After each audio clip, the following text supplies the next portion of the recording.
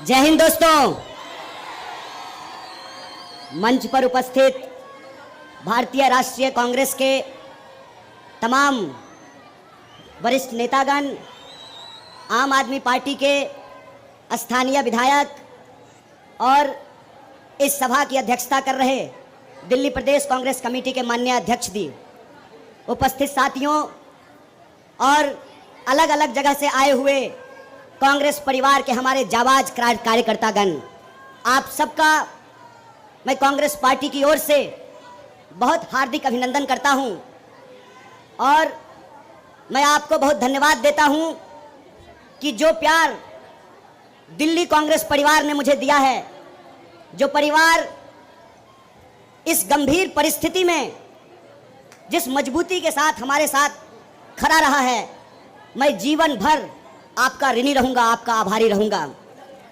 आप सब जानते हैं कि थोड़ी ही देर में हमारे लोकप्रिय नेता, हमारे जननेता, जिन्होंने पूरे देश को कन्याकुमारी से लेकर कश्मीर तक, मणिपुर से लेकर मुंबई तक देश को जो जोड़ने का काम किया है, जो भाजपा की दहशत वाली राजनीति है, जो बांटने की राजनीति है, जो नफरत की राजनीति है, उस नफरत की राजनीति के खिलाफ हम नौजवानों के भीतर जो साहस भरने का काम किया है, आदरणीय राहुल जी थोड़ी देर में यहां पहुंच रहे हैं, आप सब उनका संबोधन सुनेंगे। उससे पहले मैं दो तीन बात आपसे कहना चाहता हूं। पहली बात, अक्सर हम लोग सुना करते थे कि मेहंदी रंग लाती है सूख जाने के बाद। मैं कहता हूं, मेहंदी रंग लाती है सूख जाने के बाद और असली कांग्रेसियों की पहचान आती है मुश्किल वक्त आने के बाद। आप जो इस दौर में यहां खड़े हैं, कांग्रेस पार्टी का झंडा जो अपने हाथों में आपने थाम रखा है, यही कांग्रेस की विरासत है। यह पहली बार नहीं है दोस्तों कि अहंकारी सत्ता ने कहा हो कि हम कांग्रेस को समाप्त कर देंगे या कांग्रेस समाप्त हो जाएगी। मैं आपको याद दिलाना चाहता हूं, अंग्रेज अफसर भी यही कहा करते थे, जनरल डायर भी यही कहा करता था कि हम कांग्रेस को समाप्त कर देंगे। जिस साम्राज्य का सूरज अस्त नहीं होता था, 200 साल की उसकी गुलामी को बापू ने रघुपति राघव राजा राम, पतित पावन सीताराम, ईश्वर अल्लाह तेरो नाम, सबको सन्मति दे भगवान, ये गाना गा करके समाप्त कर दिया। साथियों, हम मानते हैं कि ये देश के लिए गंभीर वक्त है। हम मानते हैं इस देश को आजादी दिलाने वाली पार्टी, इस देश के लिए जान देने वाली पार्टी, हमारे नेता राष्ट्रपिता महात्मा गांधी ने इस देश को जोड़कर रखने के लिए, भाईचारे के लिए, सद्भावना के लिए गोली खाई है।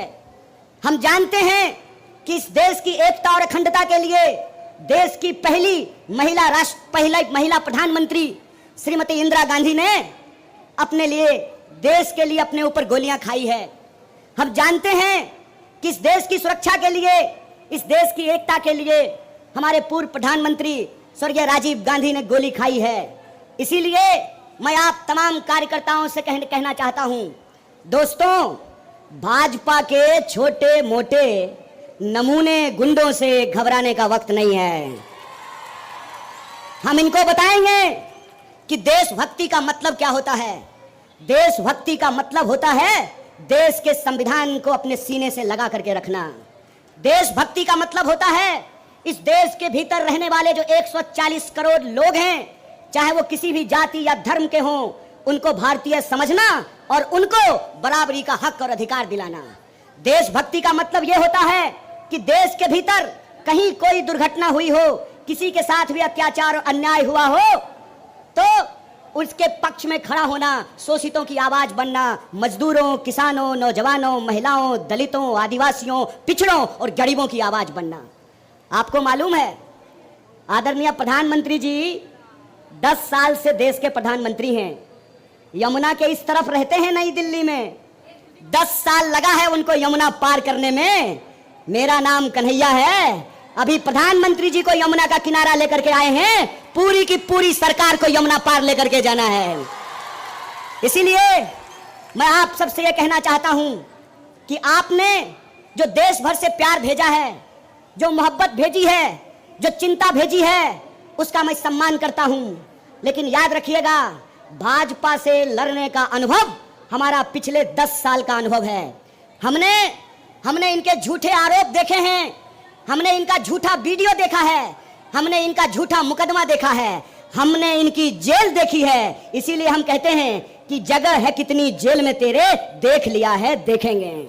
इसीलिए न्याय और हक के लिए जो कांग्रेस पार्टी का संकल्प है कि पिछले 10 सालों से देश के लोगों के साथ जो अन्याय हुआ है, उस अन्याय के खिलाफ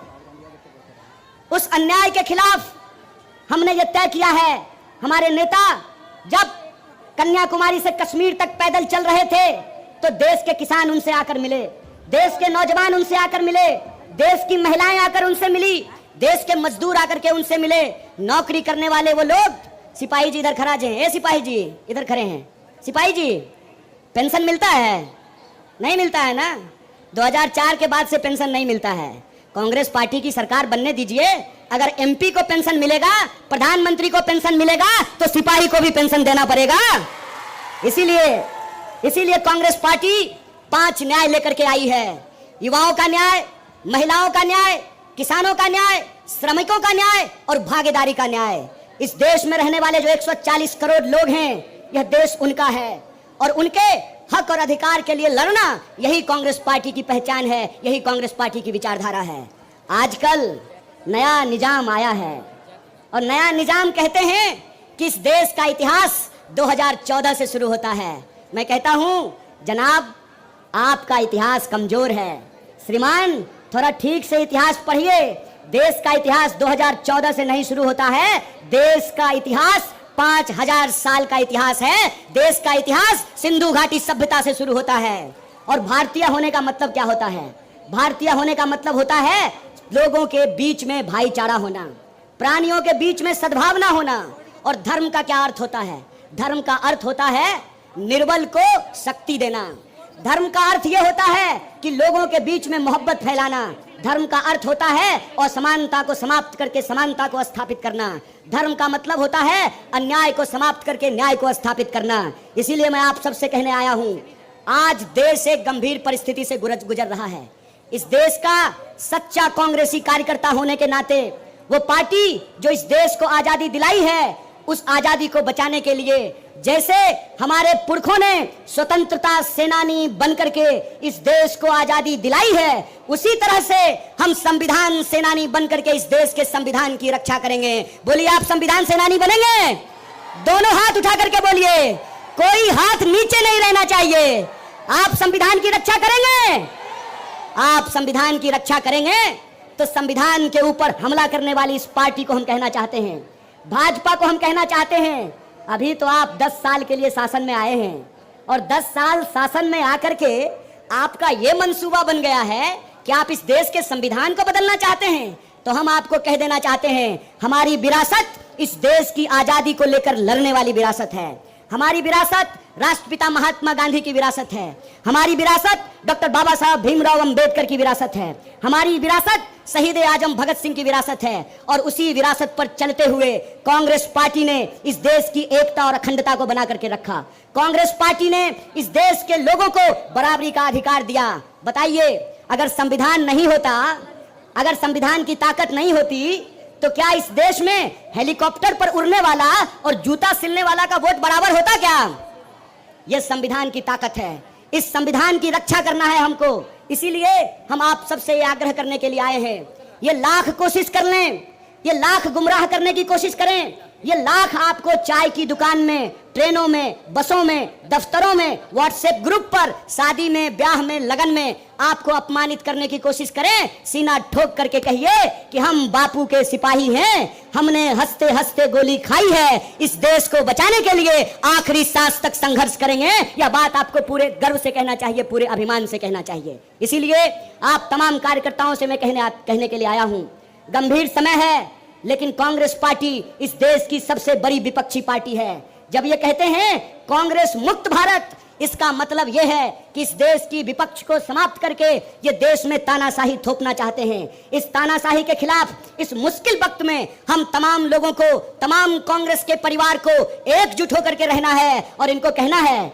वह पथ क्या, पथिक कुशलता क्या, जिस पथ में बिखरे सूल न हो, नाविक की धैर्य परीक्षा क्या, जब धाराएं प्रतिकूल न हो। इस प्रतिकूल समय में हम तमाम लोगों को एकजुट होकर के रहना है, और हमारी एकजुटता का नतीजा यह है कि पूरी दिल्ली में इंडिया अलायंस को लेकर के एक जबरदस्त माहौल बन रहा है।